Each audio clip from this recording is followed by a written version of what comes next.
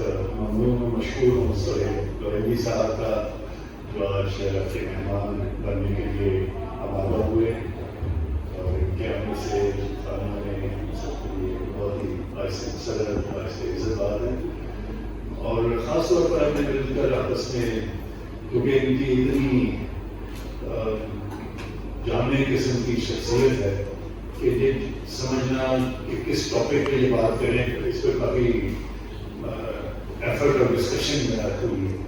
تو پھر ہم نے یہی طے کیا کہ ترکی سے just those who may not be too familiar with Professor Govindi, a lot of people are. He's a distinguished Pakistani intellectual and a leading voice among the country's progressive thinkers. His intellectual pursuits began in his youth, where he bridged the divide between grassroots critical activism and the power of the written word. By the time he commenced his university studies, his analytical contributions were already being featured on the editorial pages of Pakistan's most prominent daily newspapers. His literary career was established early. His debut work, Mera Lahu, a definitive critical biography of Zulfikar Ali Bhutto, ان کے لیے بڑے پیروکار رہے ہیں Peoples party کے اور خاص طور پہ بھٹو صاحب کے, was published during his tenure as a student. Prolific researcher, Mr. Govindi's areas of expertise are expansive, encompassing Middle East affairs, global geopolitics, history, prehistory, and the Republic of Turkey. His scholarship on Turkey is esteemed not only in Pakistan, globally, and is held with high regards within Turkish academic and political circles. His historic analysis, which traced the evolution of the region from the Seljuk and Ottoman eras to the formation of the modern Turkish state in 1923, are considered a hallmark of his professional identity. Mr. Govindi's commitment to understanding the Turkish nation extends far beyond academic research. Having visited the country numerous times, his profound knowledge of Turkish society and history is widely recognized.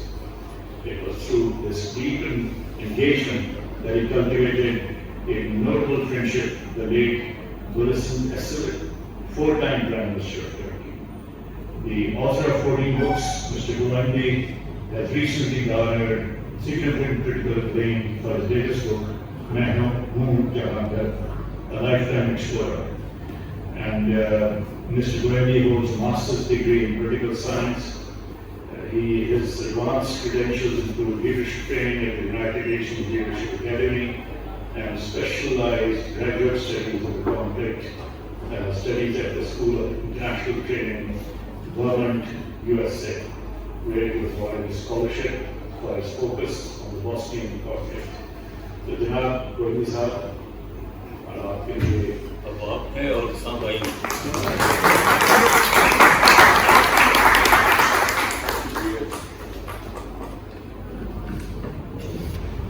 خواتین و حضرات السلام علیکم.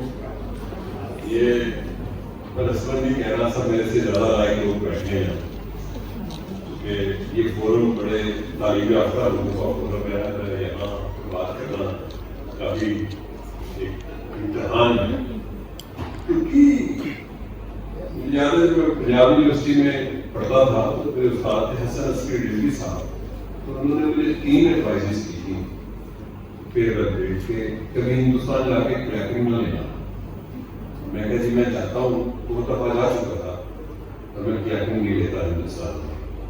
اس کا مطلب آپ سمجھیے ہندوستان میں کریکنگ کیسے. دوسرا, انٹرنیشنل فورم میں جائیں گے تو کبھی 3-4 منٹ سے زیادہ نہیں وقت ہوتا. تیسرا, ایک اسپیشلائزیشن رکھو. میں نے کہا وہ تو ہے ٹرکی. تو چونکہ میں اس میں چھپتا تھا اخباروں میں, جو میں یونیورسٹی پڑھتا تھا, جنگ میں چھپتا تھا ایڈیٹوریل پیج پہ.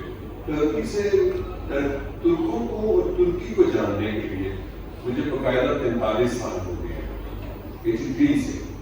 لیکن اگر پچھلے 9 سال کی شامل کروں, 74 جولائی میں جب ٹرکی کے وزیر اعظم بلند ایجوت نے سائپرس آپریشن کیا اور سائپرس ایک قسم کا فتح کیا انہوں نے آدھے سے زیادہ, میں اسکول پڑھتا تھا تو میرے لیے بڑی ایک خبر تھی مایوسی کے بعد سوتے ڈھاکہ کے بعد کہ کوئی مسلم ملک ایسا ہے جو یونان سے زیادہ طاقتور نکلا. اور پھر پاکستان کے وزیر اعظم نے تقریر کی کہ وی آر ورکرس، وہ بھی اگر شامل کیے جائے تو یہ پاون 52 ایئرس بنتے ہیں.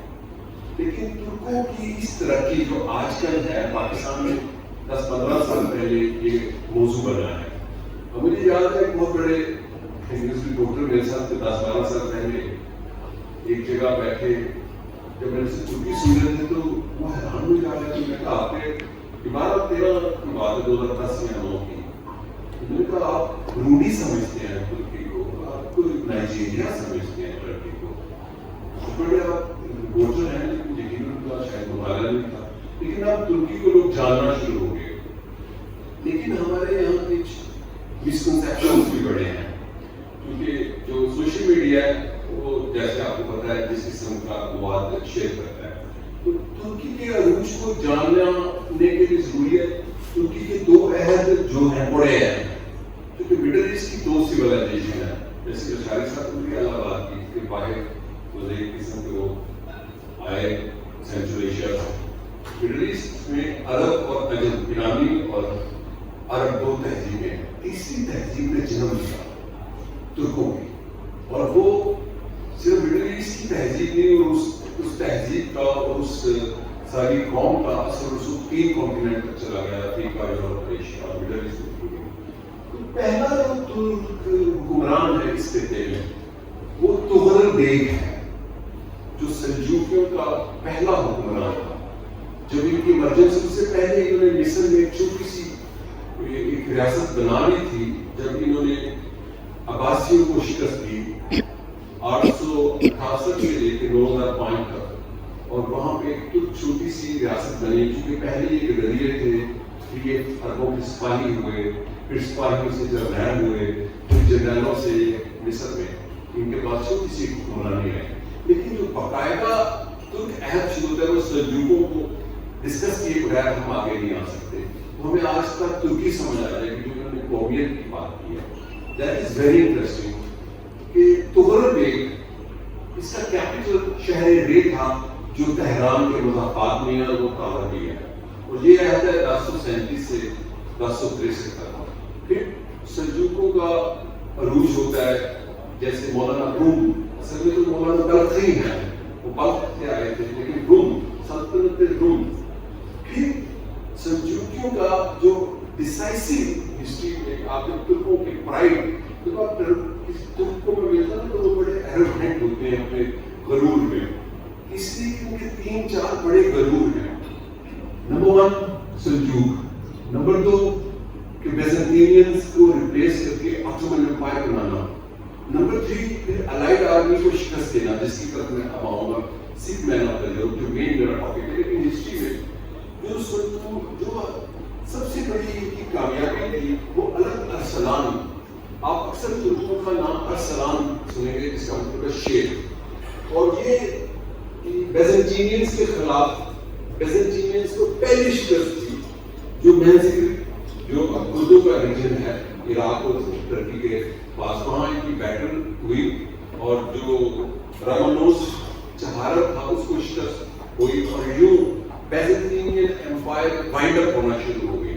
یہ پہلا ترک حکمران اور سپہ سالار تھا سلجوک. اس کے بعد سلجوکوں کے بدل سے آپ کو بہت پتہ ہے آٹومن امپائر کا امرج کرنا. آٹومن امپائر کا خصوصاً 1453 مئی میں فتح استنبول ہے، قسطنطنیہ. That is very significant. اور وہ فتح جذبے سے نہیں ہے. آپ جتنی معلومات آپ کے سوال ہوتے ہیں وہ تو گوگل کریں گے آپ کو ملیں گے. تو میں ان معلومات کو جو کنکلوژن ہے اس کے ساتھ بیان کرنا چاہتا ہوں کہ فتح استنبول از ناٹ فتح جذبہ، جوش، بلبلہ. یہ فتح سائنٹیفک، ریشنل، پروگریسو اور روشن خیالی اور طاقت اور اسٹرانگ ہوئی معیشت کی تھی. سلطان محمد فاتح 21 سال کا تھا اور بیزنٹین امپائر تقریباً سپر چکر کی، اور اس کا دادا استنبول کے پرلے کنارے میں نے اپنی کتاب میں ان واقعات کا ذکر کیا ہے. اس کتاب کو ضرور پڑھیے گا کیونکہ میری پہلی پڑھائی کتاب کے واقعے کو میں اتنا نہیں مانتا. سلطان محمد فاتح آپ اس بندے کی دیکھیں ریشنل اور روشن خیالی کہ قربان جو ہنگری کا ایک توپ ساز تھا, دنیا کا ٹرننگ پوائنٹ ہے ہنگری کی توپ بننا. وہ توپ ابھی بھی استنبول میں موجود ہے, وہ والی توپ. وہ توپیں لے کے بازنطینین بادشاہ کے پاس گیا تو بازنطینین بادشاہ نے کہا میرے پاس پیسے نہیں ہے, 2 سال میں دوں گا. پھر وہ ادرنا جو ادرنے جس کو ترکی میں پروننسیشن ادرنے میں پہنچا, اس نے کہا نہیں مجھے 6 مہینے نہیں مجھے 3 مہینے میں دو, میں زیادہ پیسے دوں گا. اور اس کی فوج میں مسیحی بھی تھے, عرب بھی تھے. اور یہ پہلی جنگ ہے جس میں فصیل استنبول جو ہے وہ ٹوٹی. اور 1453 میں سلطان محمد فاتح نے آٹومن امپائر کا کیپٹل استنبول شفٹ کیا. پہلے برسا تھا, پھر ادرنے تھا. اور زوال کیا تھا, دیٹ از ویری امپورٹنٹ. جو بازنطینین آرتھوڈاکس کرسچنز تھے وہ کہتے تھے کہ ایک سفید گھوڑے پہ فاتح کو آئے گا حملہ اور اوپر سے حضرت مریم آئیں گی. یہ دعائیں مانگ رہے تھے جو بازنطینین تھے.